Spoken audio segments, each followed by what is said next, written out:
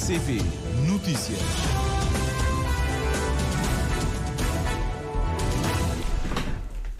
Muito boa tarde, 13 horas em Cabo Verde. Vamos dar início ao Jornal da Tarde para esta quinta-feira, 16 de novembro. Abrir a conhecer os destaques que vão fazer esta edição.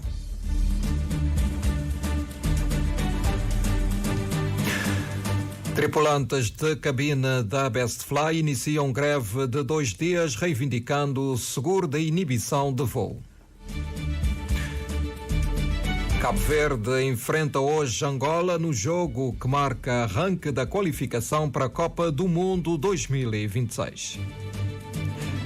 Presidente da Câmara de Comércio de Barlavento critica a política fiscal no país. Jorge Maurício pede alinhamento assertivo entre as estratégias de governação e políticas fiscais.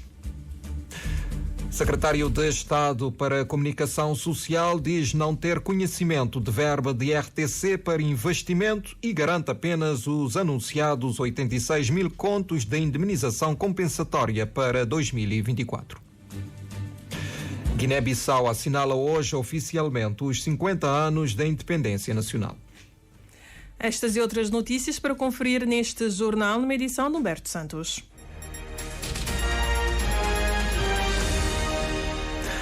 Muito boa tarde, seja bem-vindo.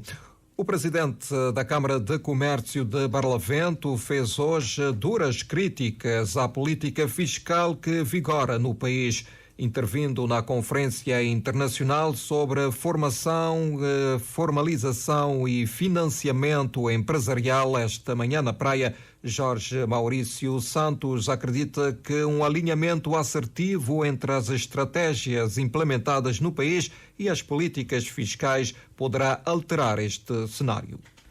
Muitas vezes nós temos políticas fiscais que são cegas e não correspondem exatamente à estratégia que o país definiu. Portanto, é preciso que haja este alinhamento. Sem alinhamento, não há formação possível, não há sensibilização possível. Porque o que nós queremos, de facto, é inclusão. Aqui, quando nós falamos da formalização, é preciso incluir. Se nós temos políticas fiscais que expulsam, que são expulsivas, nós não estamos alinhados. Outro fator que impede o negócio é a burocracia, refere Jorge Maurício, lembrando que este problema poderia ser ultrapassado com a lei da modernização administrativa, mas a qual, lamenta, ninguém recorre. É uma lei que tem 10 anos, muito importante, combate a burocracia, ninguém utiliza. Portanto, o refúgio de ir à lei é um escape, porque pode-se ir à lei correta. Pode-se ir à lei da modernização administrativa para combater, de facto, a burocracia em Cabo Verde, que é um fator impeditivo do negócio. Quanto ao acesso ao financiamento, o presidente da Câmara de Comércio de Barlavento defende a sua adequação à realidade empresarial atual do país. Reparos nos quais o vice-primeiro-ministro e ministro das Finanças se revê. Olavo Correia reconhece que o governo tem a obrigação de criar uma arquitetura financeira que vá ao encontro das expectativas dos empreendedores.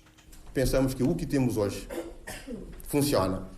Não é que não funciona, funciona, mas não funciona nem com a escala, nem com a velocidade que eu gostaria que funcionasse para os jovens empreendedores e para as mulheres empreendedoras.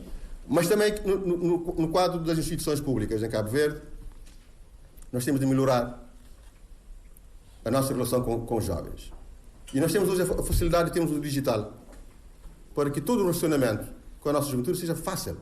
Os jovens hoje utilizam o telemóvel. Os jovens hoje não querem estar a tramitar de uma burocracia por outra burocracia, por outra burocracia. Temos de dar aos jovens soluções na ponta do dedo, de qualquer hora do dia, de qualquer lado do mundo, rápida, segura, com segurança.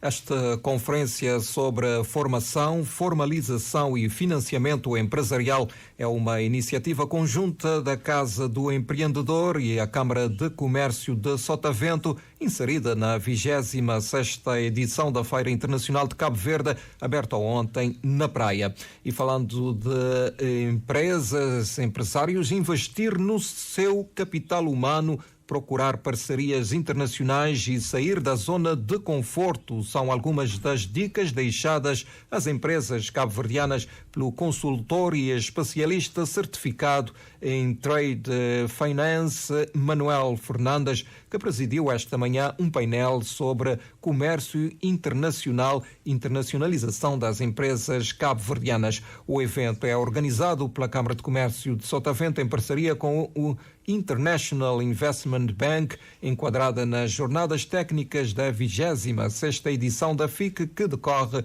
na cidade da Praia. Pormenores com a jornalista Maria José Macedo. O mercado empresarial cabo-verdiano pretende fazer a sua internacionalização, mas ainda desconhece os benefícios dos produtos do comércio internacional que permitem uma flexibilização da sua tesouraria e gestão de liquidez, diz o consultor e especialista certificado em Trade Finance, Manuel Fernandes, que apontam quais são estes produtos durante a sua intervenção esta manhã. Estamos aqui a falar de produtos que assemelham-se a financiamentos, mas não são puros financiamentos. Há um absorver do risco por parte de uma instituição financeira que garante a veracidade da transação, transmitindo segurança às partes envolvidas na troca comercial.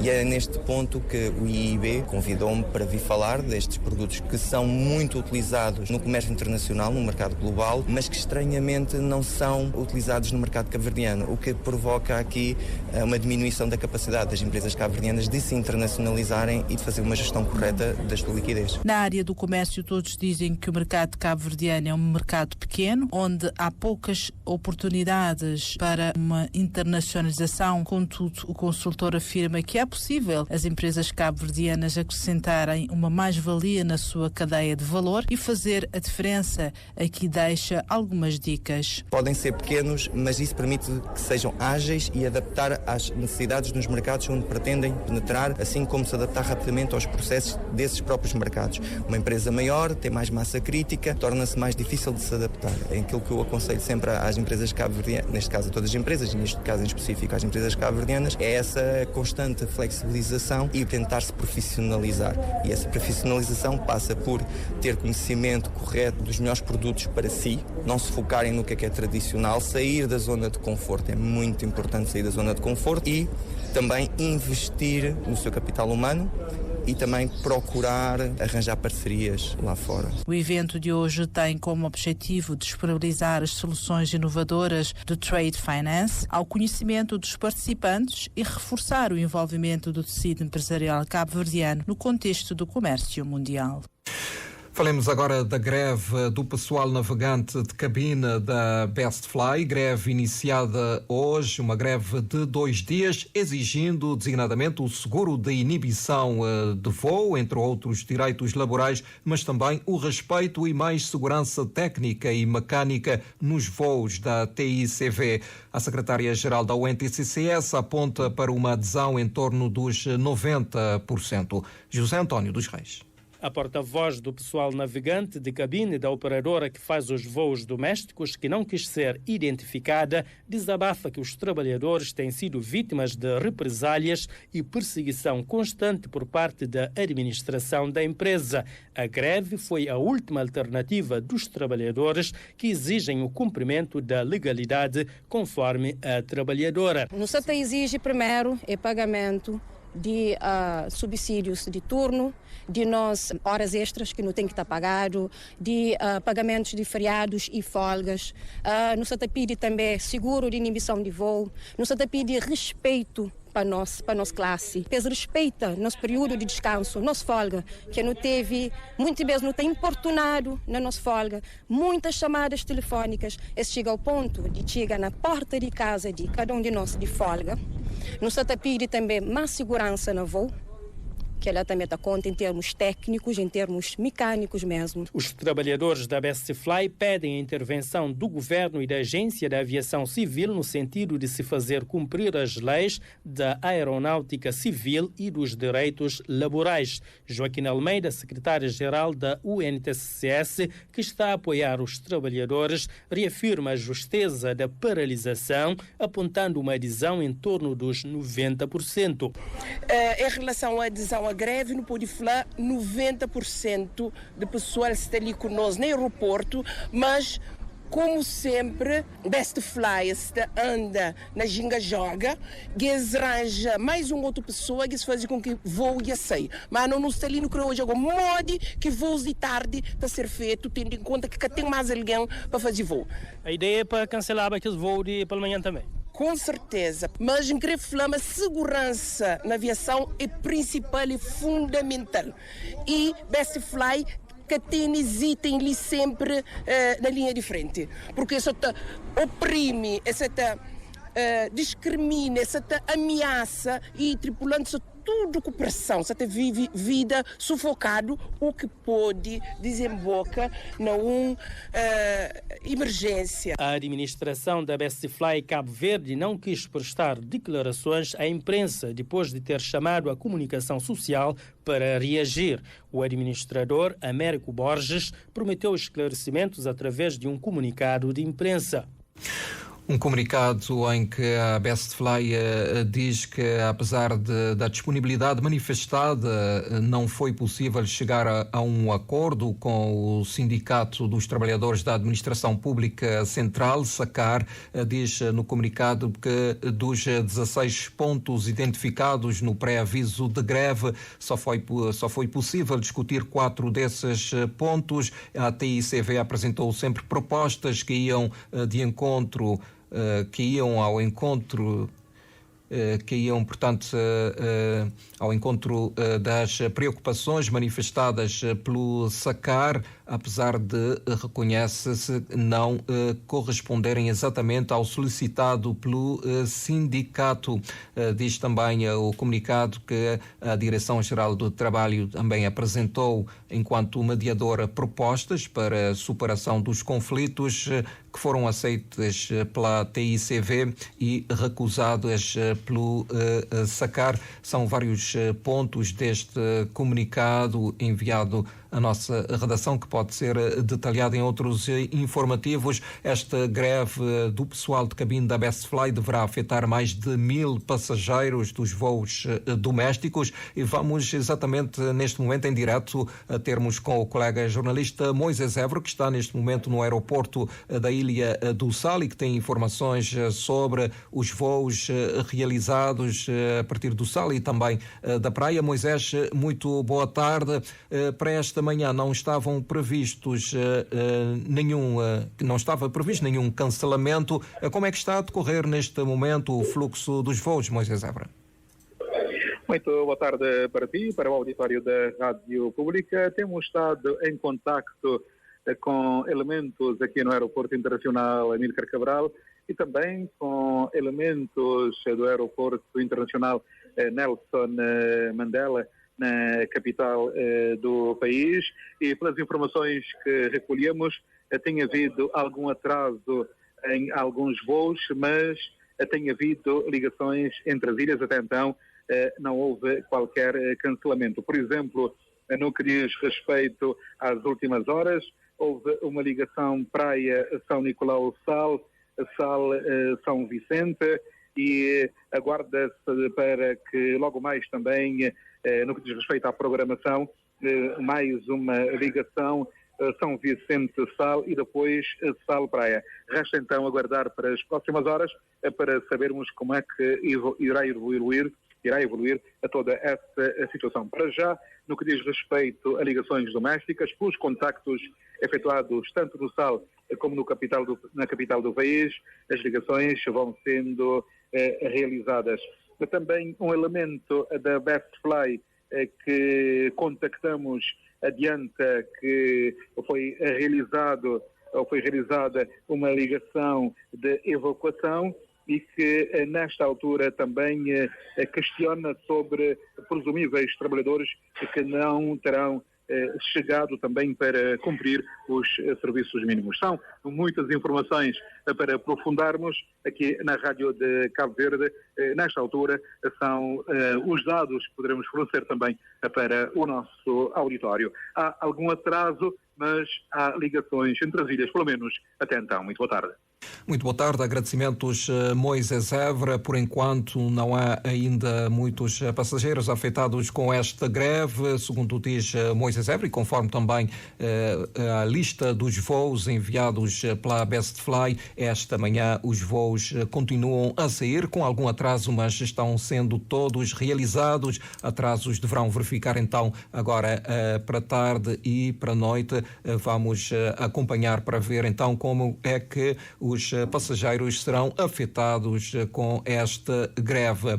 Falemos agora da audição do secretário para a Comunicação Social, ouvido hoje em comissão especializada. Lourenço Lopes reafirmou que a indemnização compensatória para a comunicação social pública duplica, portanto, a proposta do Orçamento de Estado para 2024 prevê esses aumentos. Lourenço Lopes reforça igualmente que a verba disponibilizada para a ARC, a Agência Reguladora para a Comunicação Social, também mais do que duplicou. O secretário de Estado para a Comunicação Social a dizer, entretanto, que não tem conhecimento da verba anunciada ontem pelo administrador Carlos Reis, uma verba de investimento no valor de 133 mil contos, mas que vai inteirar-se da situação. Detalhes desta audição com a jornalista Edneia Barros.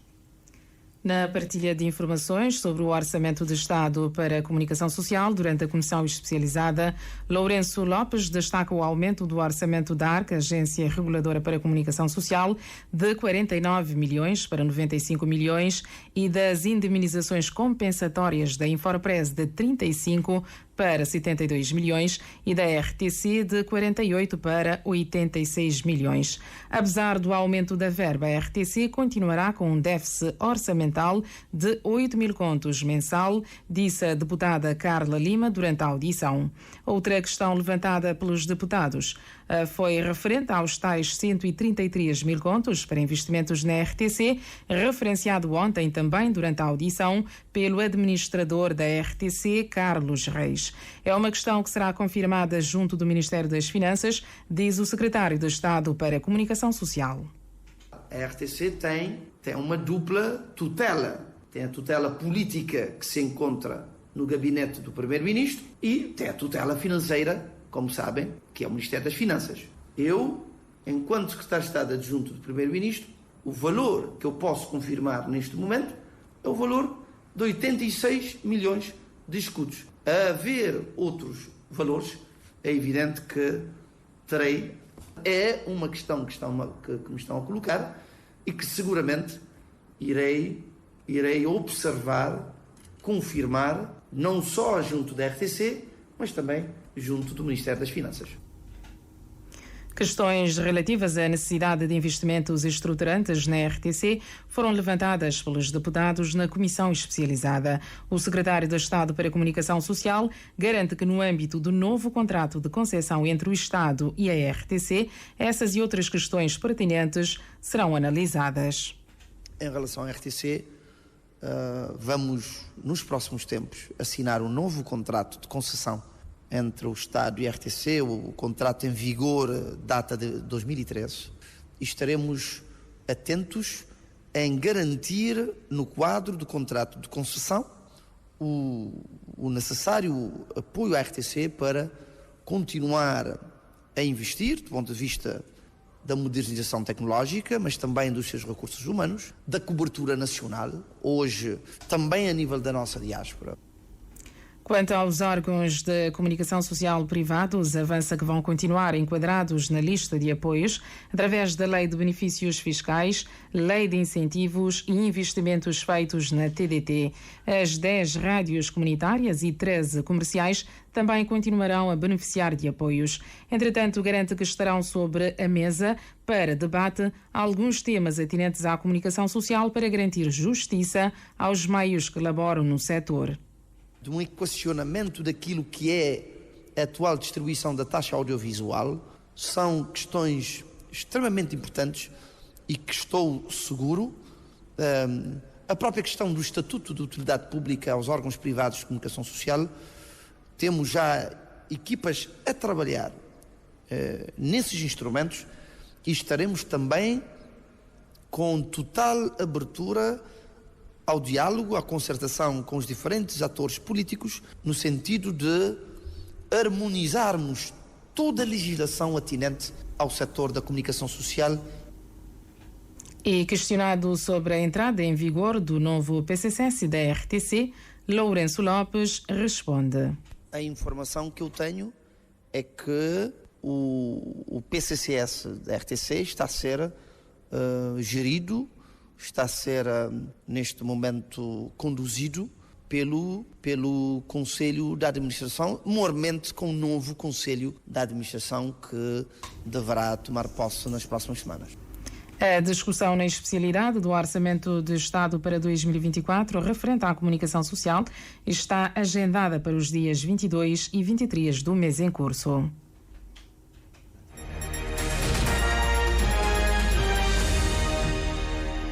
1h20, Jornal da Tarde da RCV. Hoje é dia de jogo da Seleção Nacional de Futebol. Cabo Verde recebe Angola, jogo que marca o arranque da fase de qualificação para a Copa do Mundo 2026. O jornalista Bem-vindo Neves lança um olhar sobre este duelo entre duas seleções que falam a mesma língua. É logo mais às 6 da tarde no Estádio Nacional. Cabo Verde recebe Angola, duelo entre Tubarões Azuis e Palancas Negras. O sonho de ver as cores do país na Copa do Mundo há muitos anos que vem sendo acalentado por toda a nação cabo-verdiana. No seio da seleção, o sonho não se desvanece, aliás, cresce a cada campanha de apuramento. Basta ouvir dois dos jogadores mais antigos, Ria Mendes e Vozinha. Primeiro, o guarda-redes. Não tive 2 vezes quase, mas quase que até chegar. Então não estou que ali 10 vezes, deve ser 9 vezes. Nosso objetivo é qualificar o Mundial. Tal como o Vozinha, o capitão Ria Mendes também se agarra a este sonho com toda a determinação. Meu sonho, e acho que é sonho de todo cabo-verdiano também, é a seleção de futebol no Mundial. Que a última que passou não estive perto. Não é fácil também estar a disputar a qualificação, porque a gente joga contra a melhor equipa da África, mas aquele passado não estive bem perto e me esperar que dessa vez ali não te consegui alcançar nosso objetivo e alcançar nosso sonho que é estar no Mundial. Hoje é o primeiro passo em direção à realização desse sonho já tão acalentado. Cabo Verde recebe Angola e o pensamento só está na vitória. O selecionador nacional bubista acredita que a equipa está à altura de poder garantir uma consistência ao longo de toda esta fase.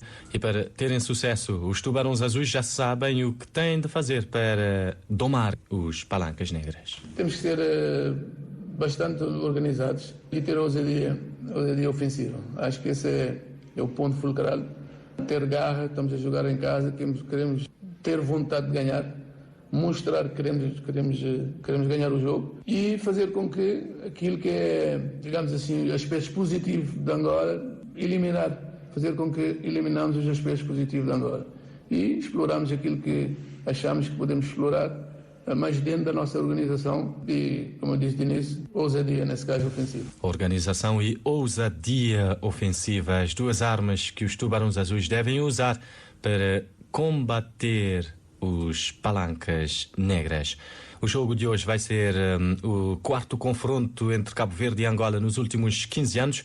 O mais recente foi já há 10. Foi na CAN 2013. Na altura, Tubarões Azuis e Palancas Negras ficaram no mesmo grupo. Cabo Verde venceu por 2-1 na terceira e última jornada da Pool A. Vitória que deu à equipa nacional o passaporte para os quartos de final. Nando marcou na própria baliza e pôs os angolanos em vantagem. Fernando Varela empatou e Eldon, já para lá do minuto 90, consumou a reviravolta. Foi no dia 27 de janeiro de 2013. E do lado de Angola, a seleção fez um único treino em solo cabo-verdiano. Foi ontem, já de noite, no Estádio Nacional. O selecionador Pedro Gonçalves desvaloriza o facto de a equipa ter chegado a Cabo Verde muito mais tarde do que inicialmente previsto. Evidentemente nunca é bom fazermos alterações de planos, mas esta seleção e nomeadamente esta equipa tem passado tantas circunstâncias e temos mantido sempre a chama acesa e, portanto, não é esse obstáculo que nos desanima, que nos derruba, que nos tira o foco. Angola procura uma segunda presença no Mundial. A primeira vez já foi há 17 anos. Pedro Gonçalves assume a vontade dos Palancas Negras regressarem a esta competição. Sobre Cabo Verde, o selecionador nacional mostra ter muito respeito por uma seleção que ele considera forte. Cabo Verde, uma seleção forte, uma seleção que vem conquistando também o seu espaço no panorama africano e não só, e portanto vai ser com certeza um derby dos Palopes. Muita gente anseia ver o jogo, tem expectativa em relação ao jogo e nós obviamente também temos expectativa perante um adversário forte, mas de mais uma vez conseguirmos revelar tudo aquilo que é o nosso potencial e a nossa qualidade futebolística. Pedro Gonçalves, treinador da seleção angolana de futebol. E a Federação Cabo-Verdiana de Futebol chegou a acordo com a empresa de transportes coletivos urbanos Sol Atlântico no sentido de criar uma linha exclusiva Estádio da Várzea, Estádio Nacional, que começa a funcionar 2 horas antes do jogo. O presidente da FCF, Mário Semedo, espera que o público possa corresponder. Foi a nossa equipa ali de marketing que trabalha as ideias no sentido de proporciona condições para que pessoas podem bem, porque é um jogo muito importante, é início de um eliminatório e contra um adversário que também é um adversário forte, então aí é importante apoio do público, por isso que não fazer tudo que estiver a nosso alcance, Federação, para que de facto público bem, muita espera, mas corresponde a tudo esse apelo que tem estado a fazer. O duelo entre Cabo Verde e Angola é mais do que um jogo de futebol, salienta Mário Semedo, que destaca a importância da seleção chegar ao Campeonato do Mundo.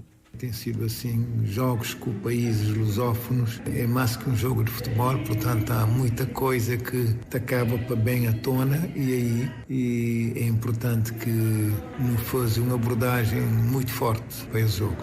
É mais um apuramento para o Mundial e desde ali que tenho confiança que na 2026 não está Não, sobretudo é importante que nos está lá, é importante de parte da Federação, seguramente que nos também fazer tudo para não ir para lá, porque Cabo Verde no Mundial nos Estados Unidos tem um outro significado, mais que qualquer outro país, não é? Depois do jogo de hoje à noite, a Seleção Nacional segue de madrugada para a África do Sul, onde na terça-feira 21 joga com a Eswatini. A Federação teve de fretar um avião e para isso contou com o apoio do governo, avançou o líder do futebol nacional. Voltemos a falar então de política. O coordenador do MPD em São Domingos acusa Isaías Varela de gestão danosa, irregularidades, incumprimento da sua plataforma eleitoral e exige o pagamento da Previdência Social e aumento salarial aos funcionários da autarquia. O dirigente local do MPD pede esclarecimentos sobre o uso dos 160 mil contos obtidos através do empréstimo obrigacionista junto da Bolsa de Valores e exige intervenção urgente da Inspeção-Geral das Finanças para pôr cobro às alegadas irregularidades na autarquia de São Domingos. De novo neste jornal, José António dos Reis. Hipólito Gonçalves, coordenador do Movimento para a Democracia em São Domingos, considera que o município tem regredido nos últimos 3 anos, apontando a destruição do património municipal, gestão danosa, discriminação e perseguição aos funcionários. O responsável local dos Ventoinhas volta a denunciar avultados custos associados à profissionalização dos 7 vereadores, apesar das dificuldades financeiras da edilidade gerida por Isaías Varela. E ilegalidades graves nos procedimentos de aquisição de bens e serviços.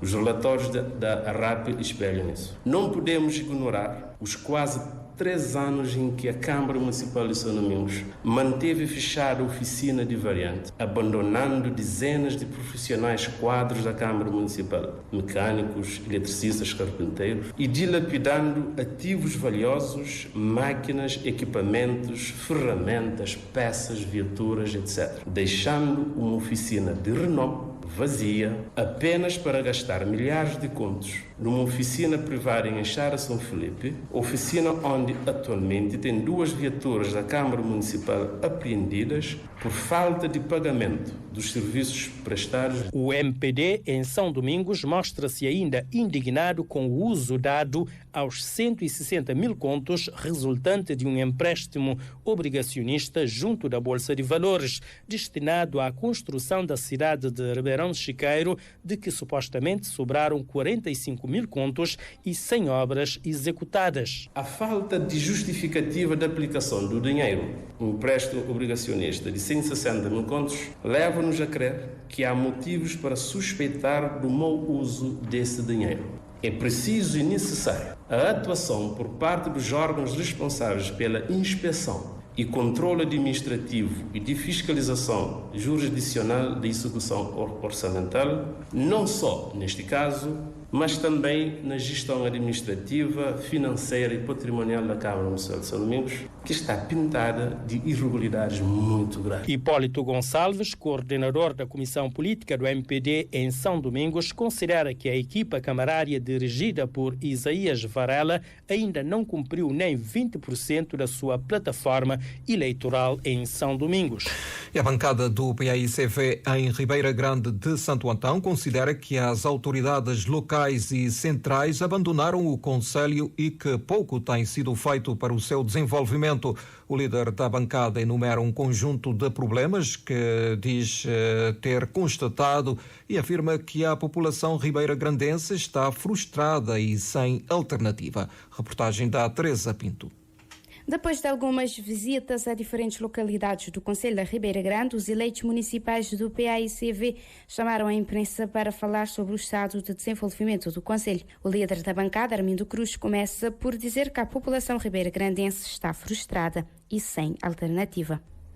A sensação é de uma grande frustração no seio da população de Ribeira Grande, que continua mergulhada num fosso sem alternativas e melhorias, e que ela precisa urgentemente de outra visão, de outra plataforma de governação, sob pena de continuarmos a hipotecar o desenvolvimento da Ribeira Grande.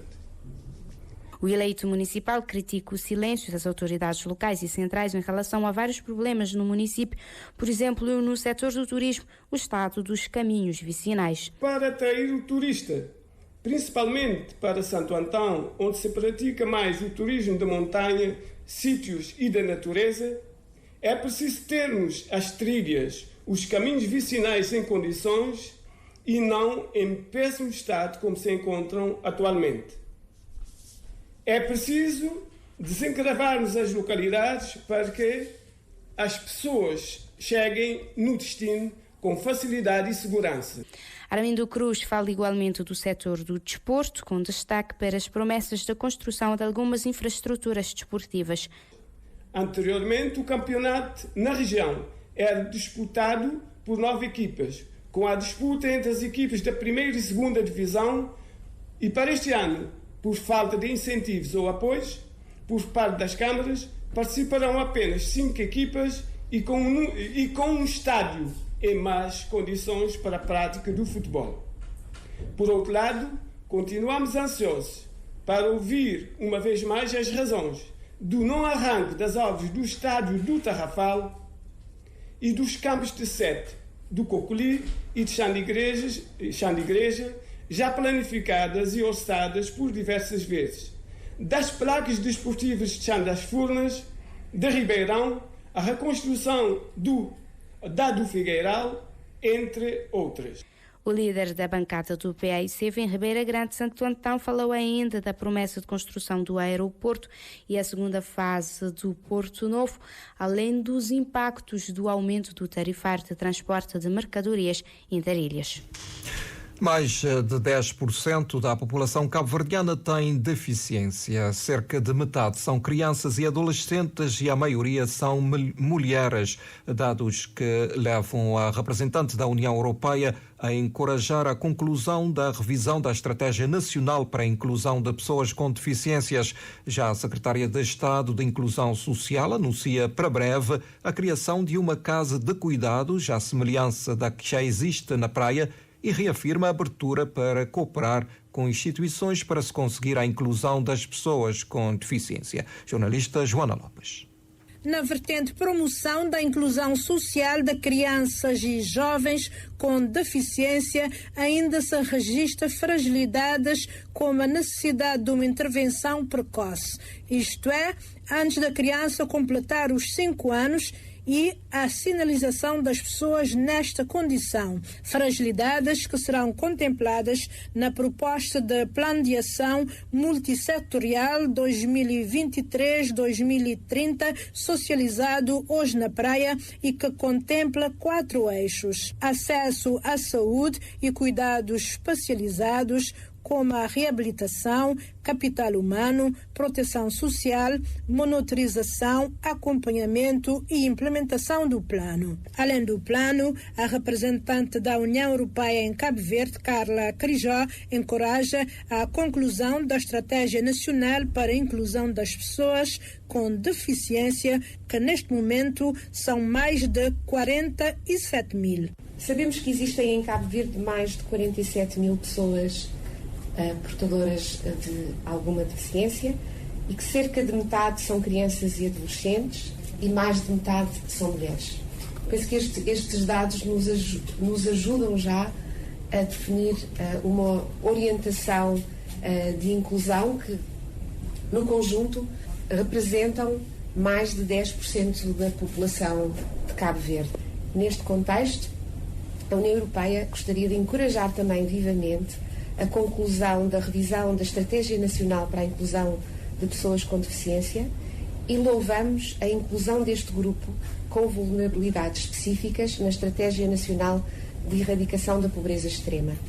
A secretária de Estado da Inclusão Social, Lídia Lima, após elencar os ganhos conseguidos graças a políticas e programas implementados pelo governo, anunciou um novo centro de cuidados para Santa Catarina. E um novo centro que deverá ser criado brevemente em Santa Catarina, em parceria com a Câmara Municipal de Santa Catarina e com o financiamento da cooperação luxemburguesa.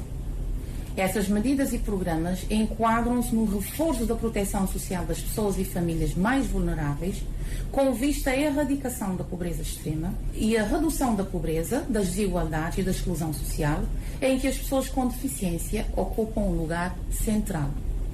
Nesse sentido, o Governo de Cabo Verde, e particularmente o Ministério da Família, Inclusão e Desenvolvimento Social, está aberto e disponível para continuar a cooperar com as diversas instituições para o pleno reconhecimento dos direitos das pessoas com deficiência e sua inclusão social. Estratégia Nacional para a Inclusão de Pessoas com Deficiências e Plano de Ação Multissectorial 2023-2030, que devem ter em conta o facto desta franja da população ser, na sua maioria, mulheres. E a diretora-geral da Inclusão Social está na Ilha da Boa Vista, trabalhar a questão da parentalidade e o principal ponto da agenda da comitiva, que esteve reunida com encarregados de educação numa roda de conversa, como nos dá conta a jornalista Arieta Barros.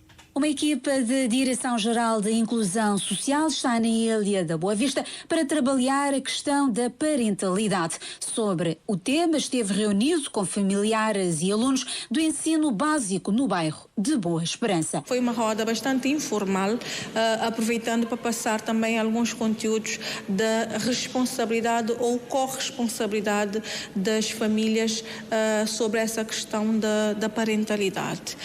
Foi um momento muito bom, tivemos várias intervenções dos pais assumindo esse papel de fato de ser pai e mãe ou encarregado de educação. Segundo a diretora-geral Ednalva Carvalho, cerca de 100 pais marcaram presença na roda de conversa sobre parentalidade responsável. O que pretendem é que os pais reflitam sobre a importância do acompanhamento familiar. A comitiva de inclusão social esteve também com monitoras, cuidadoras e gestoras de creches que participaram numa ação de capacitação. As questões de como apetrechar uma sala, adequar uma sala à questão dos cuidados. Estamos a falar de crianças de 0 aos 3 anos e então tem as suas especificidades e essa ação também que queremos levar as cuidadoras a pensarem de como ter um espaço de excelência aqui na Boa Vista. Trouxemos também na bagagem 2 alvarás de funcionamento em 2 creches que estão a reunir, cumpriram os requisitos exigidos para ter uma creche. Acreditamos com um momento de partilha também com as cuidadoras, identificando quais são as dificuldades para conseguir também esse alvará. Certamente daqui para frente teremos mais creches em condições de funcionar na sua plenitude. Durante a estada na ilha, a equipa da Direção-Geral de Inclusão vai visitar creches para avaliar os trabalhos realizados, identificar também possíveis pontos de apoio. Vai aproveitar para socializar o Estatuto da Pessoa Idosa. Mudanças climáticas e seus efeitos na preservação das espécies foi o tema do Blue Talks desta manhã, do decurso da Feira Azul, a Feira das Profissões Ligadas ao Mar, com exposição e workshop. Evento acontece no âmbito da Semana dos Oceanos, que decorre em São Vicente. Patrícia Martins. Este workshop, a cargo da bióloga Jéssica Matos, da Associação Ambientalista Biosfera, teve por base artigos publicados em revistas científicas que evidenciam os resultados e implicações das alterações climáticas nos ecossistemas. Alguns resultados que nós obtivemos no campo de como temos sentido as alterações climáticas na preservação das espécies e, juntamente com isso, vou apresentar artigos que tiveram os mesmos resultados que estamos tendo atualmente, ou seja, é mais uma prova que as alterações climáticas realmente estão a afetar a natureza e os ecossistemas. É um assunto bastante relevante, visto que nós, seres humanos, evoluímos em ecossistemas que agora estão a deteriorar devido às nossas atitudes, dos gases de efeito estufa à atmosfera, e nós precisamos da natureza, precisamos do equilíbrio ecossistémico para sobrevivermos e prosperarmos como espécie nesse mundo. São artigos publicados em revistas científicas credíveis e que demonstram resultados de uma forma que acaba por assustar o ser humano um bocado. Um choque para despertar a consciência de que é preciso mudar as atitudes, diz Jéssica Matos, que admite que o tempo agora é para pensar nas soluções. Agora nós temos de focar no reparo e não no dano que já causamos, e dessas soluções eu vou citar algumas, como por exemplo, a Biosfera tem trabalhado incansavelmente na parte da preservação das espécies. É uma forma de nós trabalharmos para repor o que foi tirado. Outra forma é o que a Biosfera também tem feito, que é a sensibilização constante nas escolas. Uma sociedade que é consciencializada para a problemática ambiental sabe como agir para reduzir a emissão dos gases de efeito estufa. Porque nós, quando escolhemos o plástico, por exemplo, o plástico é feito com combustíveis fósseis. Desde a sua fabricação até o momento que vai parar no aterro sanitário, está a emitir gases de efeito estufa. Então, com a redução das emissões, vem a redução do plástico e a mudança das escolhas que nós, em sociedade, temos de fazer. E para isso, a sociedade tem que estar sensibilizada, informada e consciencializada. Sensibilização para a preservação do ambiente, que vai continuar na Feira Azul, coorganizada pela EMAR e o Ministério do Mar, diz Liliane Pimenta, presidente do Conselho de Administração da Escola do Mar. Vamos continuar com os Blue Talks relativamente à preservação do ambiente marinho, a transformação do plástico, construção naval. São vários workshops que vão decorrer e também sessões de demonstração para as nossas crianças criar uma consciencialização da preservação do ambiente. E a intenção da feira é fazer essa mudança de mentalidade para as profissões do mar e também criar uma consciência desde os mais pequenos a toda a sociedade civil de um modo geral. Feira Azul no âmbito da Semana dos Oceanos, que termina amanhã. A Semana do Empreendedorismo é assinalado em Santa Catarina do Fogo com a realização do workshop que reuniu dezenas de empresas e empreendedoras do município. Vários temas foram abordados e foram ao encontro das expectativas dos presentes, que pediram mais iniciativas do género realizados nas comunidades. Anabela Varela. O workshop enquadra-se no programa das festas do município de Santa Catarina do Fogo e assinala também a Semana do Empreendedorismo. Foram dezenas de empresas e empreendedores que estiveram atentos aos temas apresentados, nomeadamente a Proempresa e os programas de promoção empresarial, INPS e seus benefícios e IFP com as políticas ativas de emprego para a região Fogo Brava. De acordo com os participantes, os temas foram bem escolhidos e serviram para esclarecer várias dúvidas, principalmente no que diz respeito à Previdência Social. Daniela Oliveira e Alcindo Fernandes. Em mim, como um empregador, ela acaba para esclarecer alguns pontos em relação à minha situação pessoal e também de meus empregados. Então, que acho que nos próximos dias também abrir caminho para resolver alguns pontos que estão pendentes. E que o conhecimento deve ser alargado também para a comunidade, principalmente de nossa Santa Catarina, para pessoas poderem ter um conhecimento e realidade de que as ideias de workshop, que essas ideias de empreendedorismo, de INPS, de IFP. Então, é muito importante para pessoas lá fora terem um amplo conhecimento daquela. É o tipo de evento que não deve repetir, não deve insistir, porque não tem jovens que estão completamente fora do sistema, mas por falta de informação, por falta de incentivo também de próprias instituições, às vezes, de convidar jovens para poder aprender, para poder ter conhecimento de matéria. A Câmara Municipal de Santa Catarina, na voz do seu presidente Alberto Nunes, ficou satisfeita pelo facto do workshop ter ido ao encontro das expectativas dos empresários e empreendedores. Alberto Nunes apela a maior adesão dos munícipes em iniciativas do tipo, pois é mais fácil governar quando a sociedade está bem formada e informada. Entretanto, reconhece que de 2016 a esta parte, o setor privado no município ganhou muito mais força. Assumi um município em 2016, havia apenas uma empresa e que não estava legal. Hoje estamos com 32 empresas, áreas de construção, alumínio, serralheiro, tudo isso. Então é um ganho enorme. Mas também era a nossa visão de governar o município. Porque o que nós encontramos em 2016, a prática do assistencialismo, não servia para desenvolver a sociedade. Então hoje temos empresários locais aí com equipamentos de área de construção. Então, coisas que antes nós poderíamos encomendar da praia, temos aqui no nosso município. Tudo isso graças a uma relação de parceria envolvendo o governo e várias outras instituições. Só assim o município poderá se desenvolver tendo um setor privado forte e munícipes menos dependentes do poder público.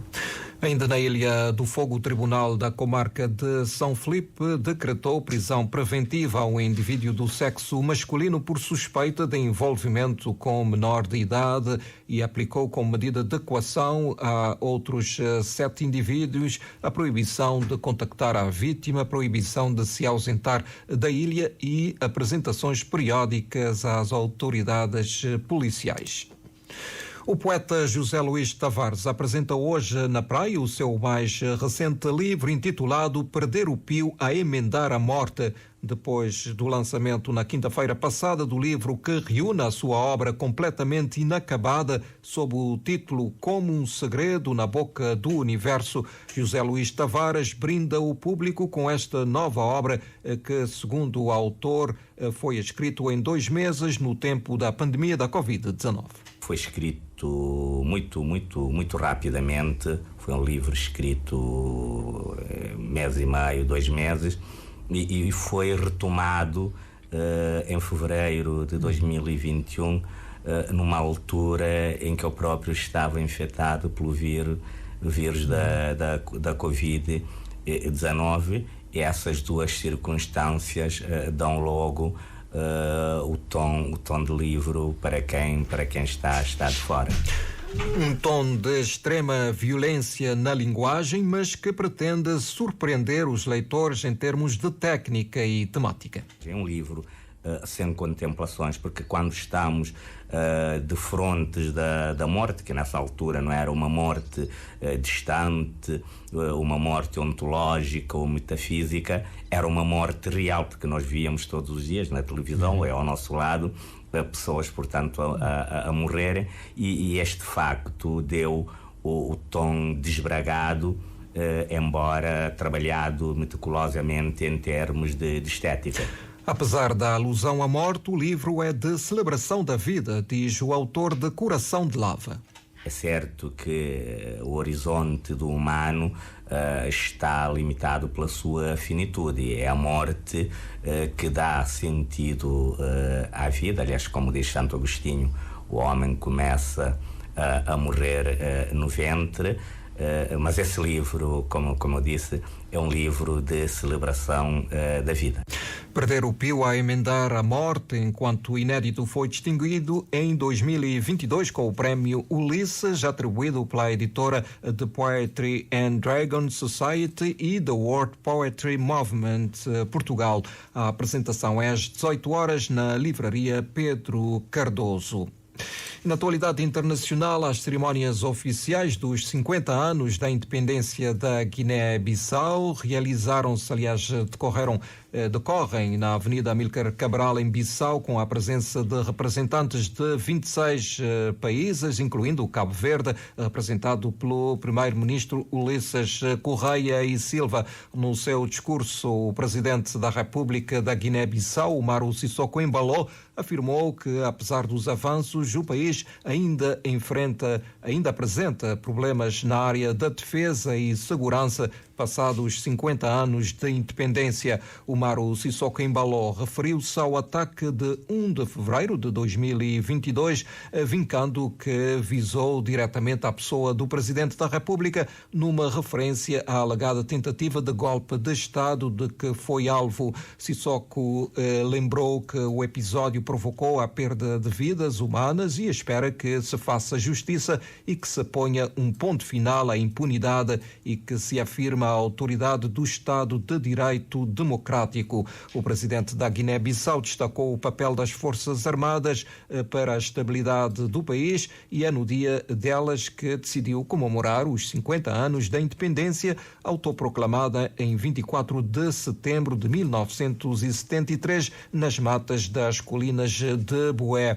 Enquadrado nas comemorações dos 50 anos, o primeiro-ministro demissionário de Portugal, António Costa, foi condecorado pelo presidente da República da Guiné-Bissau e Marcelo Rebelo de Sousa inaugurou uma rua que recebe o seu nome em Bissau. 13h52, a fechar esta edição do Jornal da Tarde, vamos aqui recordar os títulos.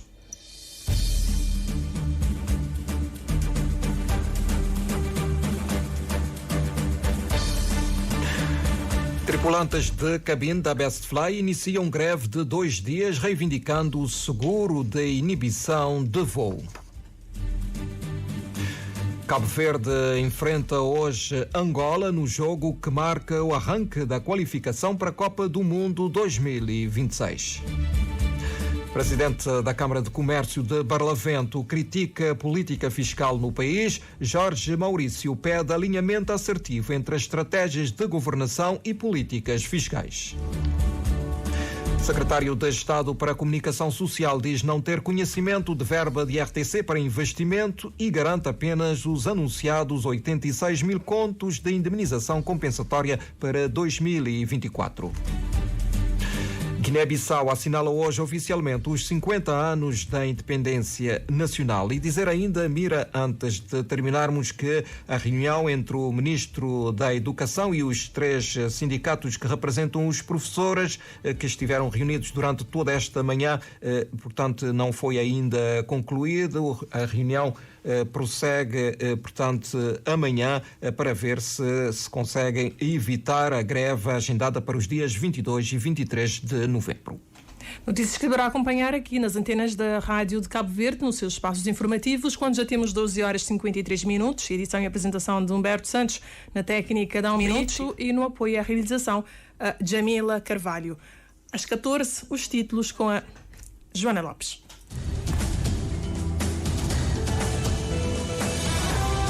Mais informações em www.rtc.cv e na aplicação RTC Mobile. RCV, o rigor da notícia e o melhor da informação a cada hora.